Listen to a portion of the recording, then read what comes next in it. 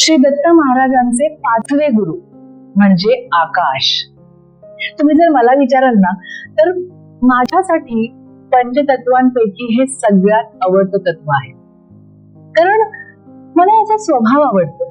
म्हणजे आकाश म्हणजे सर्व व्यापक, सर्व समावेशक, सगळ्या गोष्टींना आपल्या आतमध्ये असं सामावून घेतात. कोणाचाही द्वेष करत नाहीत, कोणामध्ये सुद्धा भेदभाव करत नाहीत.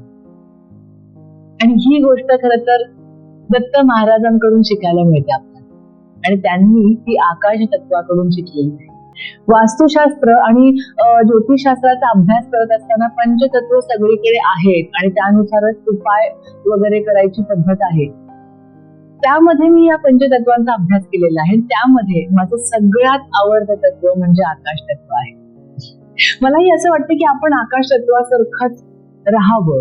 म्हणजे सगळ्यांना समानतेने स्वीकारण्याची शक्ती आहे या तत्वामध्ये. हेच आपल्याला आकाश तत्व शिकवतं. म्हणजेच आपल्या महाराजांचे पाचवे गुरु आकाश.